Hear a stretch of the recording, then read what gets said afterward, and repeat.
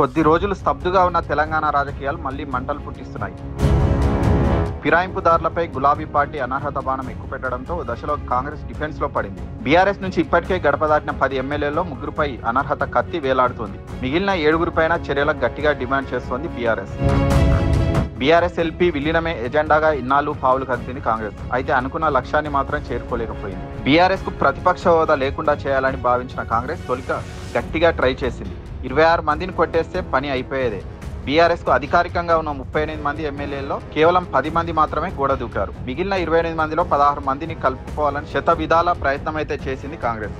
అయితే ఆ దిశగా అనుకున్నంత సక్సెస్ కాలేకపోయింది అధికార పార్టీ. ప్రభుత్వం ఆశించినట్లు బీఆర్ఎస్ నుంచి చేరేందుకు మిగిలిన ఎమ్మెల్యేలు ఆసక్తి చూపట్లే. ఈ లోపే పార్టీ ఫిరాయించిన ఎమ్మెల్యేలపై వేటు దిశగా స్పీకర్ ఫిర్యాదు చేసిన బీఆర్ఎస్ సభాపతిపై ఒత్తిడికి హైకోర్టును ఆశ్రయించింది. హైకోర్టు బీఆర్ఎస్ కి అనుకూలంగా తీర్పునిచ్చింది. ఈ నేపథ్యంలోనే ప్రభుత్వం ప్లాన్ బి అమలు చేస్తున్నట్లు తెలుస్తోంది.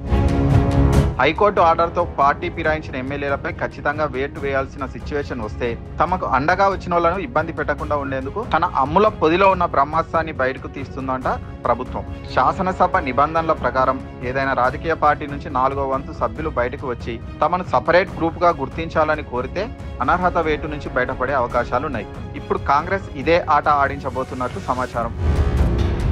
గులాబీ పార్టీని వీడిన 10 మంది ఎమ్మెల్యేలు స్పీకర్ను కలిసి తమను ప్రత్యేక వర్గంగా గుర్తించాలని కోరనున్నట్లు ప్రచారం జరుగుతోంది. విలీనం విఫలమైతే ఈ ప్లాన్ను అమలు చేయాలని ఇప్పటి వరకు దీన్ని గుట్టుగా ఉంచిందంట కాంగ్రెస్. ఈ వ్యూహంలో భాగంగానే కాంగ్రెస్ లో చేరిన బీఆర్ఎస్ ఎమ్మెల్యే అరకపూడి గాంధీని పీఏసీ చైర్మన్ గా నియమించారని టాక్. ఈ పీఏసీ ఎంపీకే స్టేట్ పాలిటిక్స్ తాజాగా లొల్లి పుట్టించింది. కాంగ్రెస్ లో చేరిన ఎమ్మెల్యేకు పీఏసీ పదవి ఎలా ఇస్తారని బీఆర్ఎస్ నిలదీస్తోంది.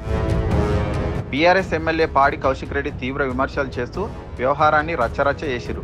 4-5 రోజులుగా కౌశిక్ గాంధీ వివాదం ముదురుతోంది. 10 మంది ఎమ్మెల్యేలను ప్రత్యేక గ్రూపుగా గుర్తించాలనే అసలు వ్యూహమే పీఏసీ చైర్మన్ గా గాంధీని సెలక్షన్ కు కారణమట. గాంధీ కాంగ్రెస్ లో చేరిన ప్రతిపక్ష నేతగా చూపిస్తూ పీఏసీ చైర్మన్ గా నియమించడంతో టెక్నికల్ గా మిగిలిన ఎమ్మెల్యేలకు రక్షణ కల్పించవచ్చని కాంగ్రెస్ భావిస్తుందట. దీనిపై లీగల్ గా సజెషన్స్ తీసుకొని ప్రాపర్ గా ఇంప్లిమెంట్ చేయాలని కాంగ్రెస్ పెద్దలు యోచిస్తున్నారట. మరి కాంగ్రెస్ ఈ కొత్త ఎత్తుగడపై బీఆర్ఎస్ ఎట్లా ఫైట్ చేస్తుందో చూడాలి.